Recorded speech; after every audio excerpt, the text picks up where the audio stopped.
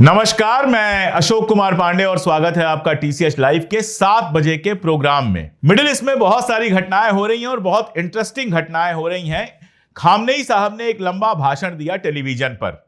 शोर हो रहा था कि वो तो हैं ही नहीं, बीमार हैं, क्या है। तो वो टेलीविजन पर आए और मुहर्रम शुरू होने के एक दिन पहले उन्होंने एक लंबा भाषण दिया जिसमें अमेरिका के ऊपर भी हमला किया, इजराइल के ऊपर भी हमला किया, जीत के लिए ईरान को मुबारकबाद दी और यह कहा कि पहली बार ऐसा हुआ कि अमेरिका और इजराइल मिलकर भी हमको नहीं हरा पाए। अब ट्रंप को जब यह खबर मिली, जब ट्रंप ने यह भाषण सुना, उसके बाद ऐसा लगता है कि उसको कुछ ज्यादा ही मुश्किल हो गई। जैसा कि वो करता है, ट्रुथ सोशल पर उसने एक लंबा चौड़ा स्टेटस लिखा और जिसमें उसने बेसिकली ये लिखा कि उसने खामनेई को बचाया। अगर वो चाहता तो खामनेई को मारा जा सकता था। उसको एग्जैक्टली पता था कि खामनेई कहां है और उसने खामनेई को बचा लिया। और साथ में जो लिखा उसका मतलब यह है कि खामनेई को शुक्रगुजार होना चाहिए ट्रंप का। अब जो ट्रंप और अमेरिका ईरान के एटॉमिक सेंटर्स पर बम गिराते हैं, उनके लिए शुक्रगुजार होना चाहिए खामनेई को। यह कमाल की बात है। उसको लगा था कि जिस तरह से पाकिस्तान ने उसके लिए नोबेल प्राइज मांग लिया, खामनेई भी नोबेल प्राइज मांग लेंगे कि भैया इसने हमारे तीनों एटॉमिक सेंटर्स पे हमला किया है, इसके चलते हमारे यहां इजराइल ने हमला किया जिसमें औरतें, बच्चे और मर्द मारे गए, उसके लिए इसको शांति का पुरस्कार दे दो, इसको नोबेल प्राइज दे दो। लेकिन ईरान एक अलग देश है। मैं कई बार बता चुका हूं कि ईरान एक अलग तरह का देश है। वैसे ही जैसे हमारा भारत एक लंबा इतिहास रखता है, ईरान का भी लंबा इतिहास है। और इजराइल के साथ जो उसकी दुश्मनी है वो किसी जमीन को लेकर नहीं है, वो आइडियोलॉजिकल दुश्मनी है। हमला पहले इजराइल ने किया था, सब जानते हैं। अमेरिका के अखबार कह रहे हैं कि जो एनरिच्ड यूरेनियम था उसका कोई भी नुकसान नहीं पहुंचा है और यहां तक कि जो एटॉमिक सेंटर्स थे उनका भी नुकसान नहीं पहुंचा है। तबाहियां ईरान के अंदर भी हुई हैं, इमारतें वहां भी गिरी हैं, वहां भी बहुत नुकसान हुआ है। पहले ही दिन कई लोग मारे गए थे। हालांकि जिन नामों का दावा किया गया था उनमें से कई जिंदा भी निकले थे, फिर भी काफी लोग मारे गए। कल उन सब का एक साथ अंतिम संस्कार किया। उस समय लाखों ईरानी जो हैं वो सड़कों पर दिखाई दे रहे थे। लेकिन इस जंग में ईरान हार गया, ये बात कोई अहमक कह सकता है। सिर्फ इजराइल का जिस तरह से नुकसान हुआ है, जिस तरह से इजराइल के में बिल्डिंगें गिरी हैं और इजराइल के अपने टीवी चैनल अखबार कह रहे हैं कि वहां जो सेंसर है उसकी वजह से जो सिक्योरिटी से जुड़े हुए इंस्टीट्यूशंस हैं उन पर कितना नुकसान हुआ ये तो पता ही नहीं है। कल एक मैप आया था इजराइल का जिसमें ऊपर से नीचे तक लेकर तमाम सारी जगहें बताई गई थी जो इंपॉर्टेंट सिक्योरिटी से जुड़ी हुई जगह थी, जिन जगहों को ईरान ने नुकसान पहुंचाया है। और अरगाची ने, जो ईरान के विदेश मंत्री हैं, मजाक उड़ाते हुए कहा कि हमने वो हालात पैदा कर दिए कि इजराइल के पास कोई और चारा नहीं रह गया। वो गया भागकर डैडी के पास और फिर डैडी ने सीज फायर कराया, डैडी यानी ट्रंप। तो वो ईरान किस तरह से मान ले कि उसने हार झेली है। जिस ईरान के लोग सड़कों पर आकर उत्साह से जुलूस निकाल रहे हैं, सेलिब्रेट कर रहे हैं, वो ये तो नहीं मानने वाले, और हुआ भी ऐसा नहीं है। हुआ होता तो मानना ही पड़ता, लेकिन वो हार मानने वाले नहीं हैं। और अरगाची साहब ने बहुत कायदे से कहा है ट्रंप से कि अगर बातचीत करना चाहते हो तो खामनेई का नाम इज्जत से लेना सीखो, तमीज से बात करना सीखो, तभी आगे बातचीत होगी, वरना बातचीत नहीं होगी। इजराइल में अपनी परेशानियां चल रही हैं, आप जानते हैं। नेतन्याहू चाहते ये थे कोर्ट में जो उनका करप्शन वाला मामला चल रहा था वो कैसे भी हट जाए, लेकिन कोर्ट ने बिल्कुल मना कर दिया कि नहीं, करप्शन के मामले में आपको पेश होना पड़ेगा। ट्रंप ने भी वहां से ट्वीट कर दिया कि यह करप्शन का मामला इनके ऊपर हटाया जाना चाहिए, लेकिन हटने का अभी तो कोई अंदेशा है नहीं। इसलिए सोमवार को बाकायदा वो कोर्ट में पेश होंगे और लंबी गवाही देंगे। पिछली बार जब गवाही देने आए तो याददाश्त की बात की कि मैं तो भूल गया। देखते हैं उनके भूलने को कोर्ट कैसा लेता है। और इन सबके बीच गजा के अंदर सीज फायर की बातें शुरू हो गई हैं। कहा यह जा रहा है, ट्रंप ने यह बयान दिया कि एक हफ्ते के अंदर गजा में सीज फायर हो जाएगा। इजराइल के एक अखबार में रिपोर्ट जो आई थी उसके हिसाब से इस सीज फायर में हमास के लोगों को निकाल दिया जाएगा गजा से, जो हमास की लीडरशिप है, और गजा को फिर से डेवलप करने का जो काम होगा वो सऊदी अरबिया, इजिप्ट और 2 और हो सकता है जॉर्डन हो, कोई और हो, 2 और अरब के मुल्क मिलकर करेंगे। अब इस तरह का सीज फायर हमास एक्सेप्ट करेगा या नहीं, इस तरह के सीज फायर से वहां शांति होगी कि नहीं होगी, ये तो देखने वाली बात होगी। लेकिन अगले कुछ दिन मिडिल ईस्ट के लिए बहुत इंपॉर्टेंट है। इजराइल दोबारा धमकियां दे रहा है ईरान पर हमला करने की, और ईरान कह रहा है कि अगर हमारे ऊपर हमला हुआ तो उतना ही कड़ा जवाब हम भी देंगे। अब जो होगा जैसे होगा आगे देखा जाएगा। हिंदुस्तान के अंदर भी बिहार चुनाव से लेकर और बहुत सारी इंपॉर्टेंट खबरें लगातार आ रही हैं। उन सारी खबरों को लेकर हाजिर हैं शालिनी। देखते रहिए पूरा वीडियो। अब आगे की खबरों की शुरुआत कुछ बड़ी हेडलाइंस के साथ।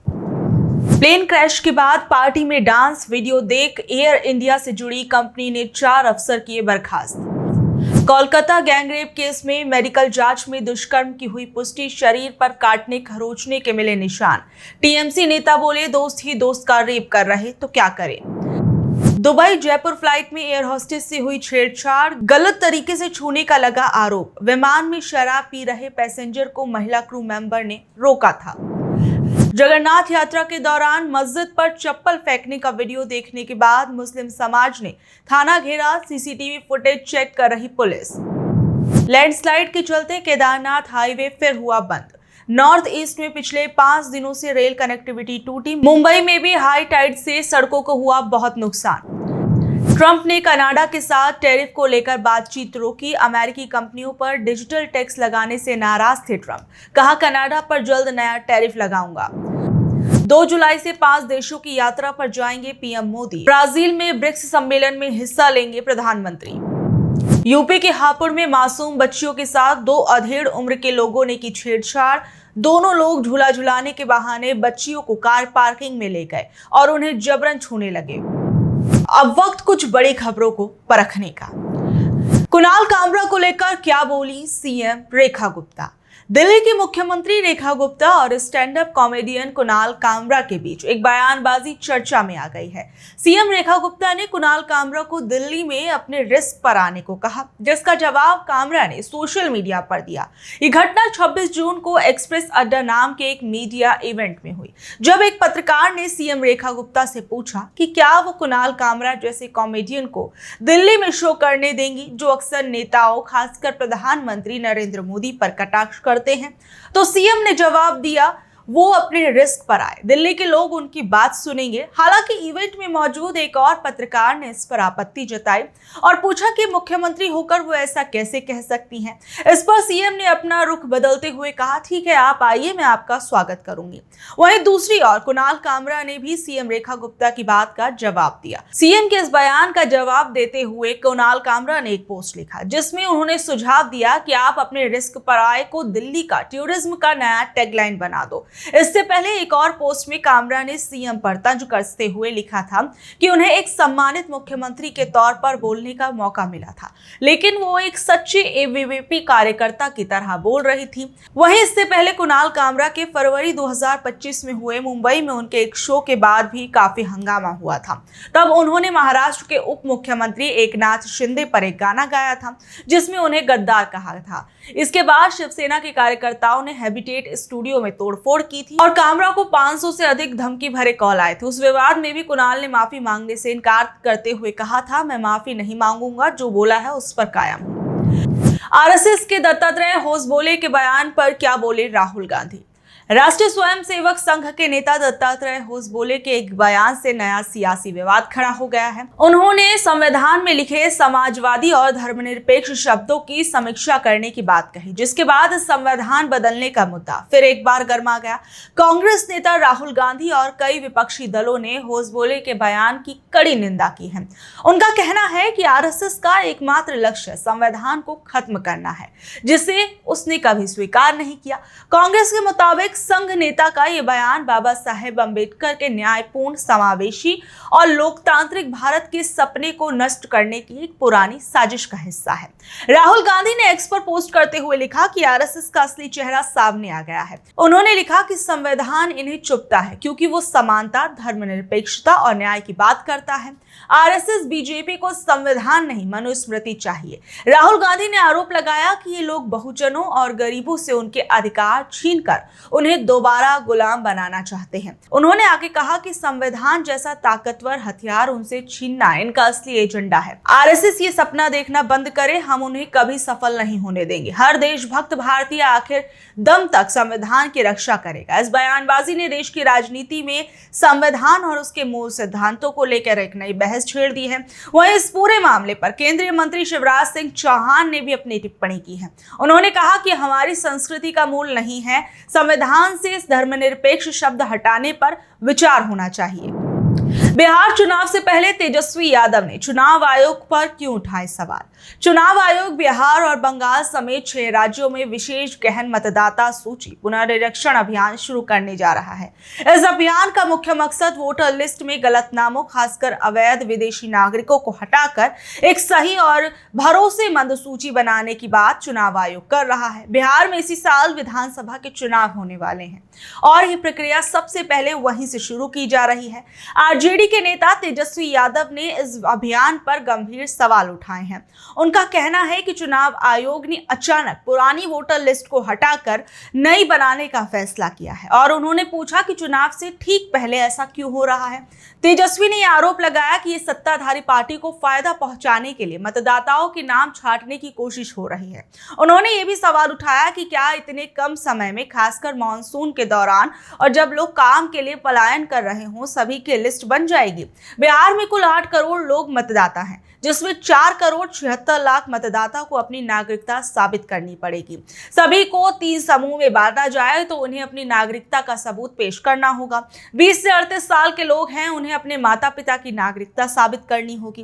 पहला समूह जो 39 से 40 साल के लोग हैं, उन्हें अपनी नागरिकता को साबित करना होगा। तीसरा वर्ग जो 11% है, जो 18 से 20 साल का है, उन्हें अपने माता पिता की नागरिकता देनी होगी। निर्वाचन आयोग के 11 दस्तावेज में से 3 तो कॉमन है, जिनमें जन्म प्रमाण पत्र, जाति प्रमाण पत्र, मैट्रिक का डॉक्यूमेंट है। मैट्रिक पत्र में आज से 40 से 60 साल के लोगों में से केवल 13% लोग हाई स्कूल पास हैं। जाति प्रमाण पत्र के हिसाब से 20% पिछड़ा और 25% अति पिछड़े लोग के पास बस जाति प्रमाण पत्र है। जनरल कैटेगरी के लोगों के बस 5% लोगों के पास ये प्रमाण पत्र है। बिहार के करीब 3 करोड़ लोग सरकार के मुताबिक बिहार से पलायन कर रहे हैं। अब इनका वोटर कार्ड कैसे बनेगा, ये बताएं। ये लोगों का अधिकार छीन रहे हैं। तेजस्वी ने कहा कि अगर वास्तव में सुधार करना चाहते हैं तो लोकसभा चुनाव के बाद ये क्यों नहीं कराया गया। पहलगाम हमले के बाद अमरनाथ यात्रा में क्यों आई कमी। जम्मू कश्मीर के उपराज्यपाल मनोज सिन्हा ने 27 जून को यह बताया कि पहलगाम में हुए आतंकी हमले के बाद इस साल की अमरनाथ यात्रा के लिए यात्रियों के पंजीकरण में कमी आई है। सिन्हा ने बताया कि 22 अप्रैल को पहलगाम में हुए आतंकी हमले से पहले तक अमरनाथ यात्रा के लिए यात्रियों का पंजीकरण काफी अच्छे से चल रहा था, लेकिन हमले के बाद पंजीकरण में 10.19% की गिरावट आई है। इस हमले में 26 लोग मारे गए थे, जिनमें ज्यादातर पर्यटक थे। श्रीनगर में हुई प्रेस कॉन्फ्रेंस में सिन्हा ने बताया कि हमले से पहले करीब 2.36 लाख तीर्थयात्रियों ने यात्रा के लिए रजिस्ट्रेशन कराया था। उन्होंने कहा कि जम्मू कश्मीर प्रशासन और सुरक्षा बलों द्वारा उठाए गए कदमों के कारण तीर्थयात्रियों में विश्वास लौट रहा है, जिसके परिणाम स्वरूप पंजीकरण में फिर से तेजी आई है। उपराज्यपाल सिन्हा श्री अमरनाथ श्राइन बोर्ड के अध्यक्ष भी हैं। उन्होंने बताया कि श्राइन बोर्ड ने 22 अप्रैल से पहले रजिस्ट्रेशन कराने वाले यात्रियों से दोबारा अपनी जानकारी वेरीफाई करने के लिए कहा था। अब तक 85,000 यात्रियों ने अपनी जानकारी दोबारा कंफर्म की है। उन्हें उम्मीद है कि आने वाले दिनों में लोग रजिस्ट्रेशन कराएंगे। अमरनाथ यात्रा इस साल 3 जुलाई से शुरू होकर 9 अगस्त तक चलेगी। ये यात्रा हिमालय में 3,880 मीटर तक की ऊंचाई पर स्थित अमरनाथ गुफा मंदिर तक जाती है, जो खतरनाक पहाड़ी रास्तों और ग्लेशियर से होकर गुजरती है। पहलगाम इस यात्रा के 2 प्रमुख शुरुआती शिविरों में से एक है। तो ये थी खबरें आज की। कल शाम 7 बजे फिर हाजिर होंगी अगली खबरों के साथ। अगर आपको ये खबर अच्छी लगी तो इसे अपने दोस्तों, रिश्तेदारों से जरूर शेयर कर ले। कल तक के लिए नमस्कार, शब्बा खैर, गुड नाइट।